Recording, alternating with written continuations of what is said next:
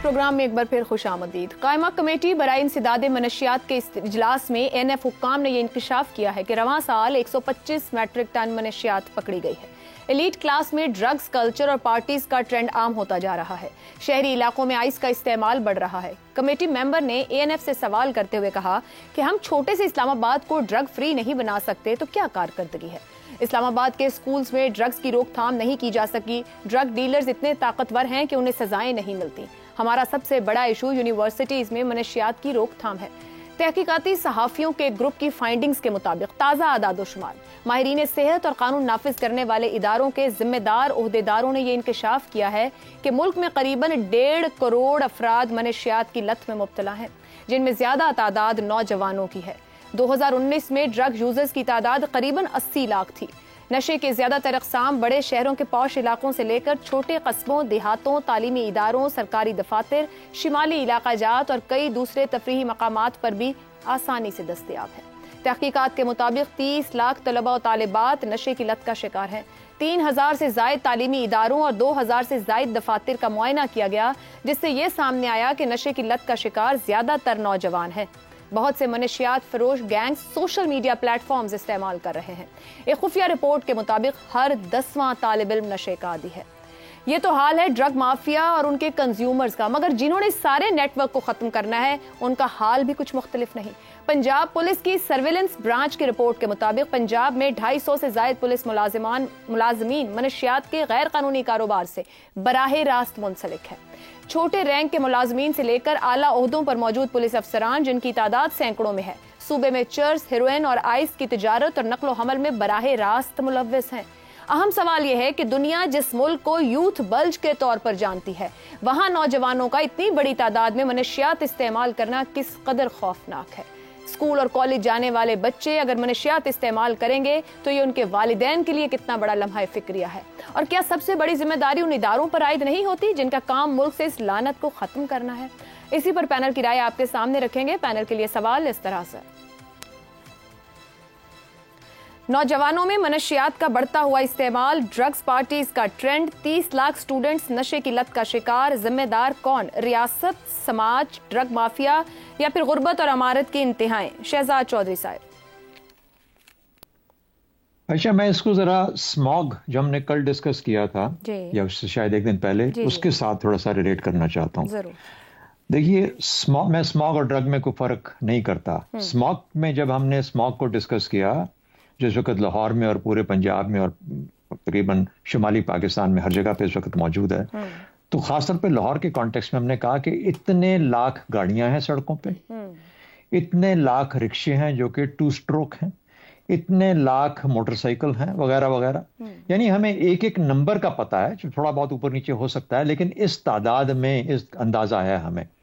अच्छा, उसके बाद और हमें ये भी पता है कि वजूहात बताई गई कि जो सड़कों पे गाड़ियां दौड़ती हैं और जो धुआं छोड़ती हैं इस वक्त, और उसके बाद जो तामीरात हैं, ये 2 बड़ी वजूहात हैं जिसकी वजह से स्मॉग इस तरीके से फैली पूरे पंजाब में और खासतौर पर लाहौर के अंदर।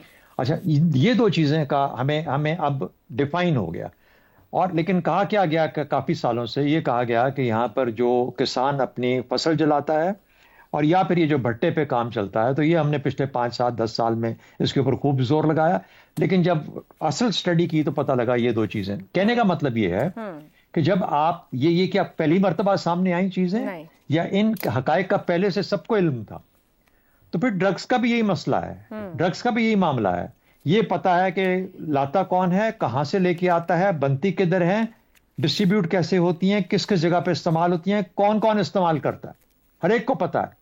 लेकिन जिसे कहते हैं कि जिस तरह एक इकोनॉमी बन जाती है, तो ड्रग इकोनॉमी बन चुकी है हमारे मुल्क के अंदर बदकिस्मती से, और खास तौर पर इन जगहों पे जिसका आपने इशारा किया है, जो हर जगह पे एक्चुअली बन चुकी है। और ये ड्रग इकोनॉमी जो है उसको सस्टेन किया जाता है, उसमें ये तमाम इंफॉर्मेशन तमाम लोगों के पास मौजूद है, ANF से लेके नीचे पुलिस की सतह तक हर एक को मौजूद है। तो क्या वजह है कि हम इसको रोक नहीं पा रहे? क्या वजह है कि पाकिस्तान की स्मॉग खत्म नहीं हो पा रही? क्योंकि हमारे अंदर वो पॉलिटिकल विल नहीं है या वो हिम्मत नहीं है कि हम जो मुजरिम हैं उनको रोक सकें। यानी गाड़ियों के ऊपर क्या हमने करना है कि हमारे वोट्स कम ना हो जाएं, हमने सड़कों के ऊपर से गाड़ियों को आधा किस तरह करना है, तामीरात को बंद कैसे करना है, تو اس قسم کے جب آپ کے مخصوص قسم کے آپ کے مفادات ہیں تو اس لیے آپ اس پہ کوئی کسی قسم کا عمل نہیں کرتے. اب فائنل ایک بات کہہ دوں کہ جو ڈرگز ہیں اس کے اوپر دیکھیے 2 آپ نے طبقات کا ذکر کیا, بہت غریب اور بہت امیر. کیوں نہیں پکڑے جاتے؟ وہ کہتے ہیں بہت غریب کو پکڑیں گے تو اس سے کچھ ملے گا نہیں, اور بہت امیر کو پکڑیں گے اگر تو اس کا کچھ کیا نہیں جا سکتا, اس کو ہاتھ نہیں لگایا جا سکتا. یہ پاکستان کی بدقسمتی ہے. اس وجہ سے چاہے آپ اسموگ کہہ لیجئے, چاہے آپ یہ کہہ لیجئے, چاہے اسمگلنگ کہہ لیجئے, چاہے ڈرگز کہہ لیجئے, بیماریوں کا ہمیں پتہ ہے بیماریاں کیوں ہیں, کدھر ہیں اور کیسے ہیں, اس کے بارے میں کرنے والی ہمت اور وہ جو ایکشن لینا چاہیے وہ نہیں. ایک بے بسی سی ساؤنڈ کر رہی ہے. ہمارے سب جو بات ہو رہی ہے سب ڈیمانڈ سپلائی روٹ سب کو سب کچھ پتا ہے. 2019 میں 80 لاکھ نمبر 2024 میں 1.5 کروڑ پر آ رہا ہے. گزشتہ 10 سال میں جو سب سے حیرت انگیز بات ہے, حکومتی لیول پر کوئی ریسرچ کوئی سروے ان افراد کی نشاندہی کے لیے نہیں ہے, کوئی رپورٹ موجود نہیں ہے جہاں پہ انہوں نے کنکلوڈ کیا شہزاد صاحب نے. کیا ارادتاً ہمارے پاس پولیٹیکل ول نہیں ہے, ہم خواہش نہیں رکھتے, ان سینسٹیوٹی ہے, کیا ہے یہ سب؟ یہ ٹھیک ہے جو چیزیں آپ نے گنوائیں اور جو سوال میں بھی لکھی ہوئی ہیں کہ ذمہ دار کون ہے, وہ بھی سارا ٹھیک ہے. سماج سے لے کر سب کو سب پتہ ہے, سب اچھا ہے, سب ٹھیک ہے. یہ ایک بہت بڑا یعنی کہنے دیجئے کہ یہ $1 بلین انڈسٹری ہے, اور یہ اس طرح تو نہیں ہو جاتا, یہ کوئی SHO بھی نہیں کروا سکتا.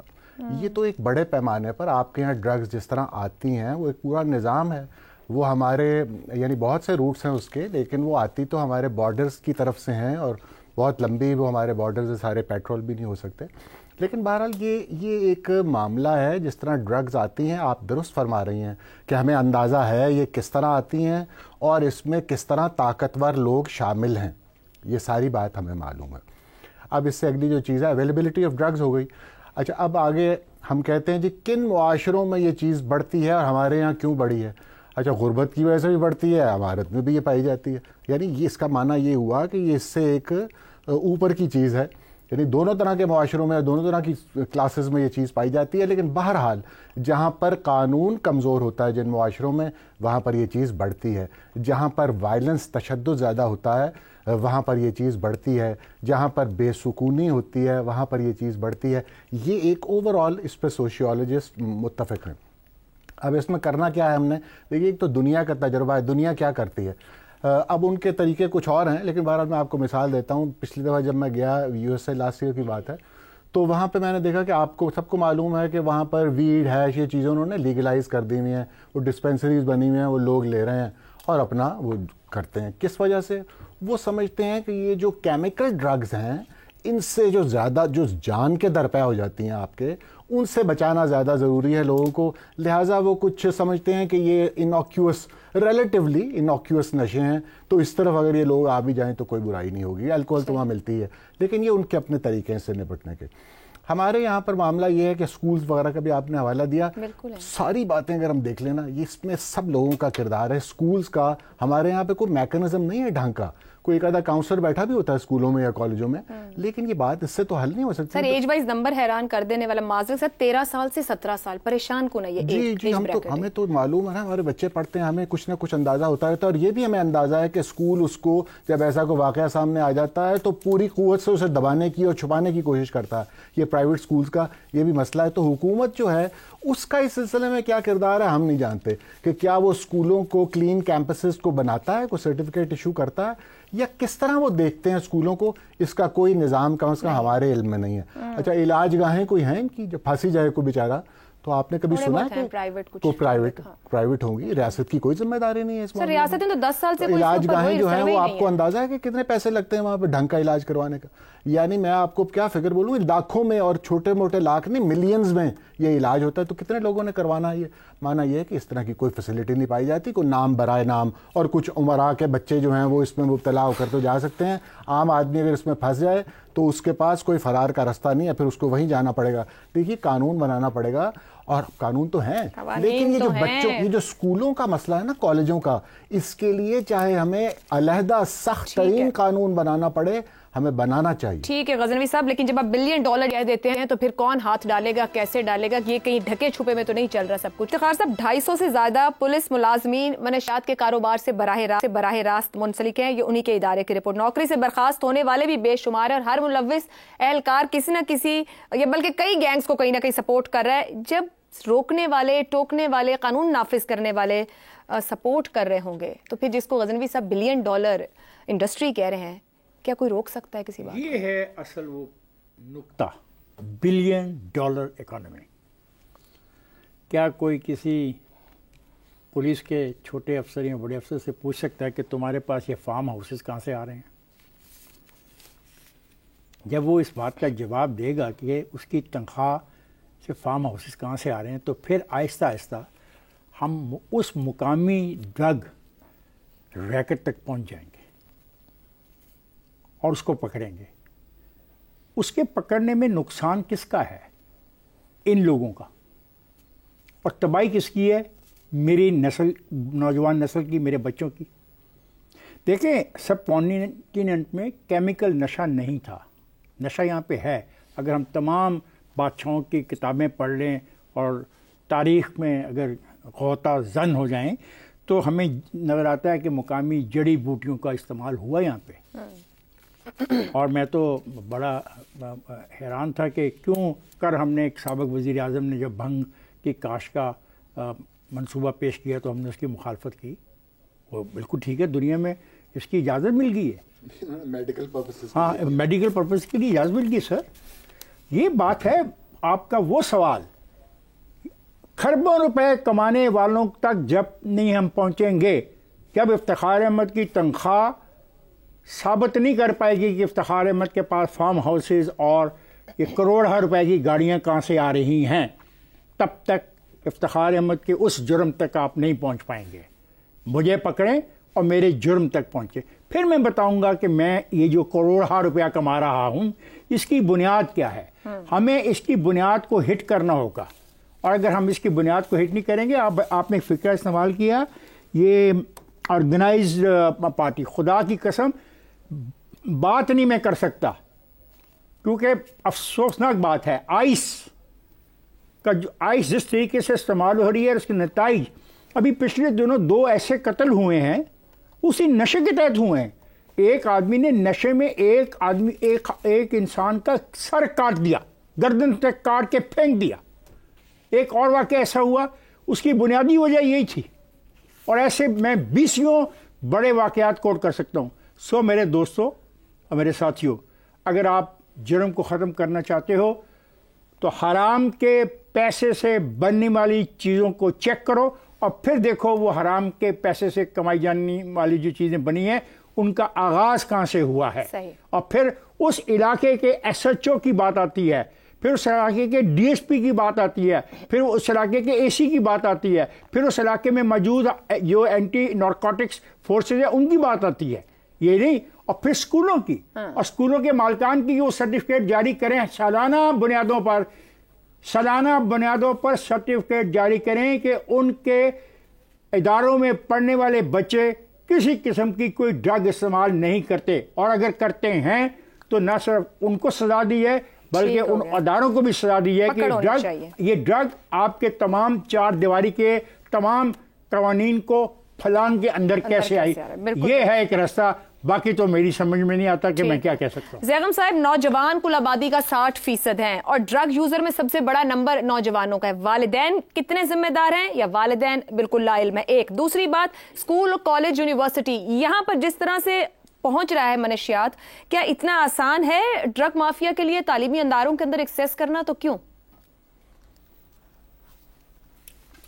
دیکھیے, کسی گھر کے لیے ان کے بچوں سے زیادہ بڑی چیز کوئی نہیں ہوتی, بے شک, اور کسی ملک کے لیے اس کی نئی نسل, اس کے نوجوانوں سے بڑی چیز کوئی نہیں ہوتی. Very true.